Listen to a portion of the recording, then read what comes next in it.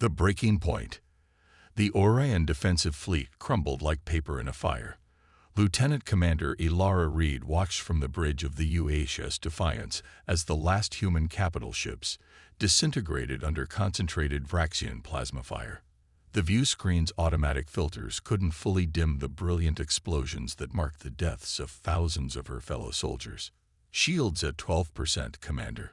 Hull breaches on decks 4 through 7, reported Tactical Officer Chen, his voice remarkably steady despite the chaos erupting around them. Reed gripped the command chair's armrests until her knuckles whitened. Status of the evacuation. 73% of non-essential personnel have reached escape pods. Engineering reports the jump drive is offline. The ship shuddered violently as another Vraxian destroyer landed a direct hit. Klaxons wailed and emergency lighting bathed the bridge in an eerie red glow. Status of the civilian transports. Reed demanded. Communications Officer Patul looked up from her console, eyes wide. The last transport just cleared the gravity well. They're making the jump now. At least the civilians would escape. The United Human Alliance had been fighting the Vraxian Empire for 3 years, and each month brought fresh defeats.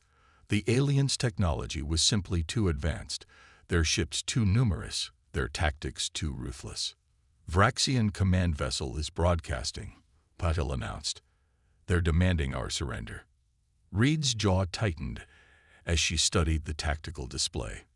23 Vraxian warships surrounded what remained of humanity's once proud Orion fleet. The sleek, obsidian vessels resembled predatory sea creatures, their hulls adorned with bioluminescent markings that pulsed with an unsettling rhythm. How many of our ships are still operational? Reed asked. Just us, the Dauntless, and 3 frigates, Chen replied. Send to all remaining human vessels, Reed ordered. Execute Contingency Omega. Abandon ship and rendezvous at the designated coordinates. Admiral Hassan's face appeared on a secondary screen, his dark features lined with fatigue. You're sure about this, Commander Reed? Once we activate the Phantom Protocol. We've lost 15 systems in 3 months, Admiral. The Alliance Senate is evacuating Earth. We've run out of options. Hassan nodded grimly. Understood. Sending the authorization codes now. Godspeed, Commander. The transmission ended. What's the Phantom Protocol? Asked Chen, his professional demeanor finally cracking. Reed didn't answer immediately. Few in the regular military knew of the Shadow Directive's existence. Even as a senior officer, Reed had only learned of them 6 months ago, after the devastating losses at Proxima Centauri. Our last hope, she finally said. Everyone to escape pods. Initiate self-destruct sequence. Let's make sure the Vraxians don't get anything useful from our ship. 96 hours later, Reed stood at the viewport of Hephaestus Station, an abandoned mining outpost orbiting a nameless gas giant in the Tartarus system. The remnants of the Orion fleet had gathered here, less than 800 personnel from the original force of nearly 12,000. I still don't understand why we ran, Lieutenant Chen said beside her. Why not go down fighting? Reed turned to face him. Because we're not the ones who are going to win this fight. The station's proximity alert sounded, and all eyes turned to the main view screen. A ship had appeared, seemingly out of nowhere. It was unlike any Alliance vessel Reed had ever seen. Jagged and asymmetrical, its hull composed of a matte black material that seemed to absorb light rather than reflect it. No IFF signal, reported the makeshift communications officer. But they're transmitting on a classified Alliance frequency. Let them dock, Reed ordered.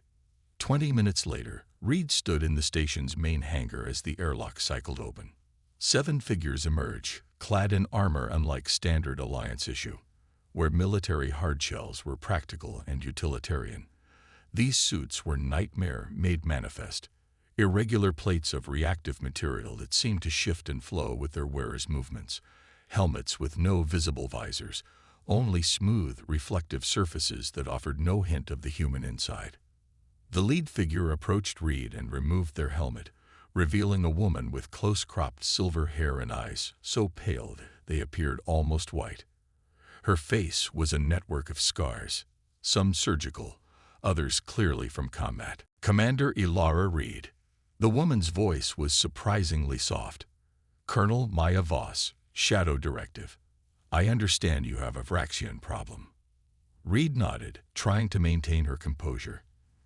The entire Vraxian Third Fleet is on its way to this position. They'll be here in less than 12 hours. Voss smiled, the expression never reaching her eyes. Perfect. Just enough time to prepare the welcome party. The other armored figures spread throughout the station, unpacking equipment from containers that hadn't been visible on their ship. Reed followed Voss to the command center, where the colonel immediately began studying the tactical displays. What exactly is the Shadow Directive? Reed finally asked. Voss didn't look up from the console. When humanity began exploring beyond our solar system, we discovered we weren't the most technologically advanced species out there. Not by a long shot. But do you know what we are, Commander? What? The most dangerous. Voss's eyes met Reed's. The Alliance created us to be the monsters that keep other monsters awake at night. We're the worst humanity has to offer, weaponized and pointed at our enemies. You're saying you're some kind of super soldiers. Voss laughed, a harsh sound devoid of humor. Nothing so clean or noble. We're criminals, psychopaths, deviants, people with minds that work in ways that terrify normal humans. The directive gave us purpose, augmentations, and very specific targets. Reed felt a chill run down her spine. And the Alliance approved this. The Alliance pretends we don't exist. Until they need us. Voss tapped commands into the console. Now tell me everything you know about Vraxian tactics and psychology. We need to understand what scares them. The station rocked under the impact of Vraxian weaponry. Reed steadied herself against a bulkhead as she ran toward the command center. The enemy had arrived 3 hours ahead of schedule, catching them mid-preparations. The command center was eerily calm compared to the chaos outside. Voss stood at the central console, studying sensor data with detached interest. They're breaching the outer defenses. Reed reported, breathless. We need to evacuate. No, Voss replied, not looking up. We need them to board. That's suicide. That's strategy, Commander. The Vraxians have superior ships, superior weapons, superior numbers. But they've never faced anything like us before. She gestured to her squad members, who were busy with incomprehensible preparations. Trust me, this is what we do. Reed watched in disbelief as one of Voss's team, a massive man with hands like sledgehammers, calmly dismembered a captured Vraxian corpse. Another woman was carefully extracting fluids from the alien's ocular organs. What are you doing? Reed whispered, horrified. Learning, Voss replied.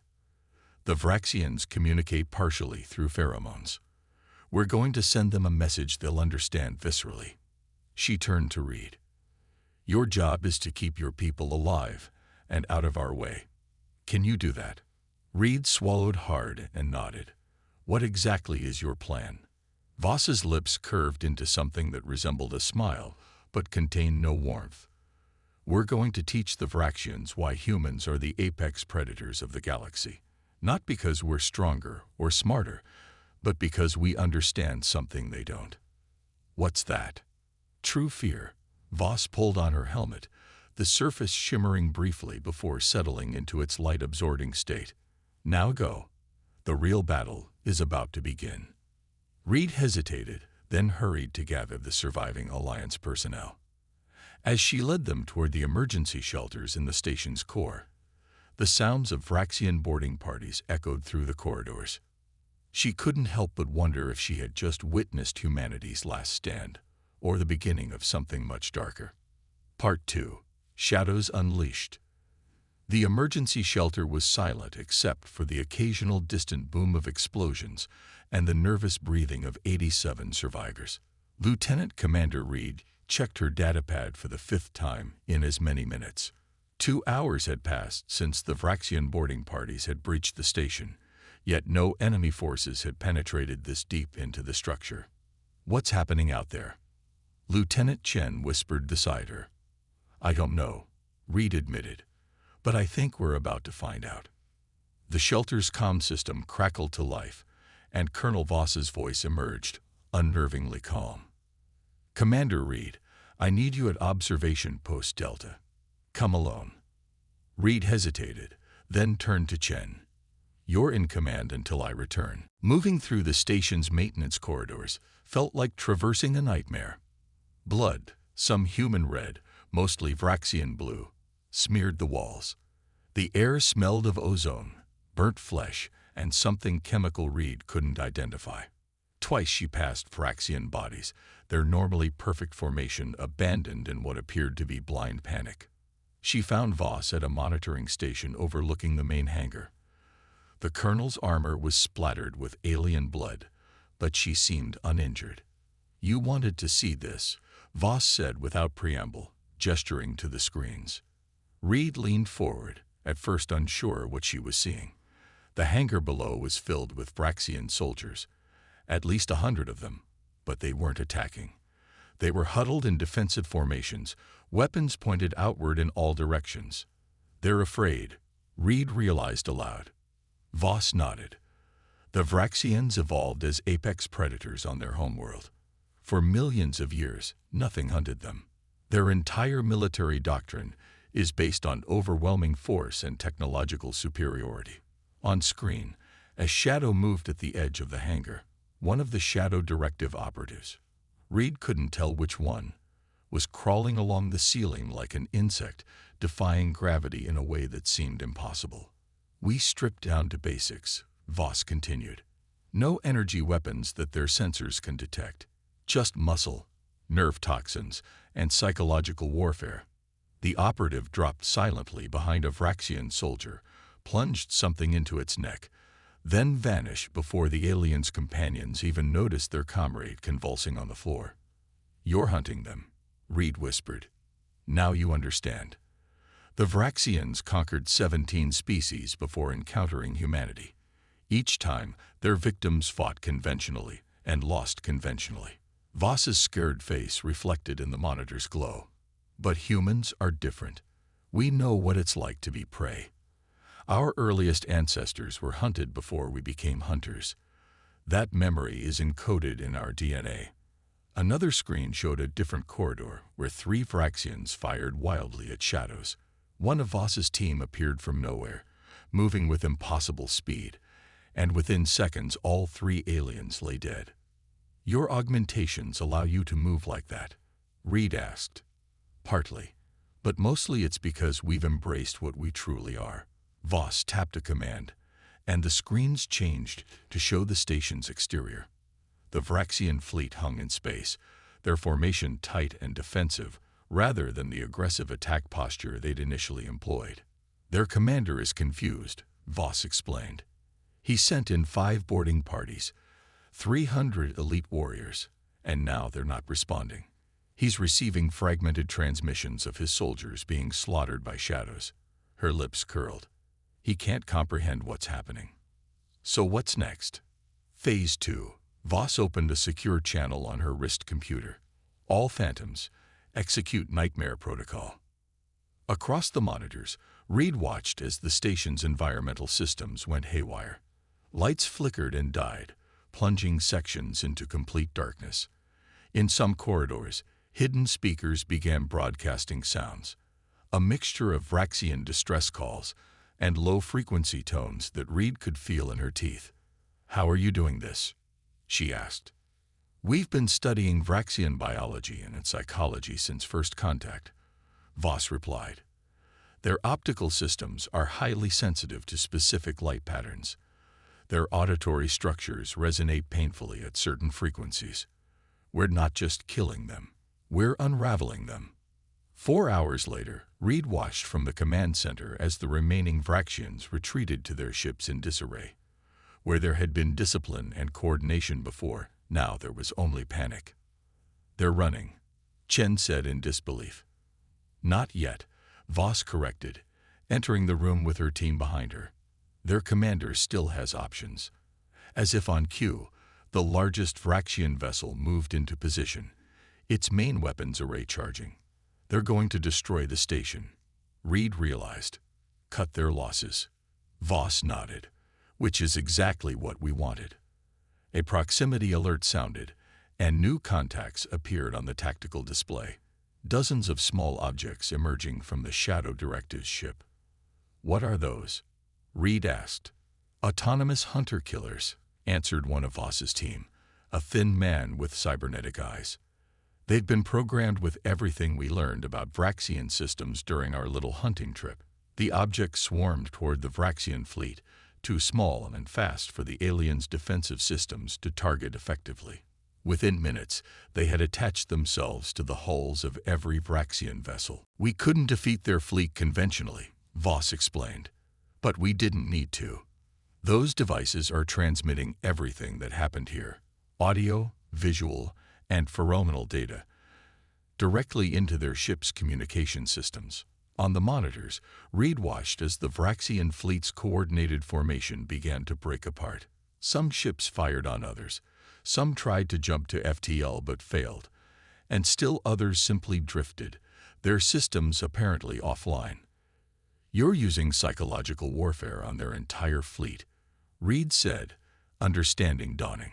The Vraxians share a partial hive consciousness, Voss said.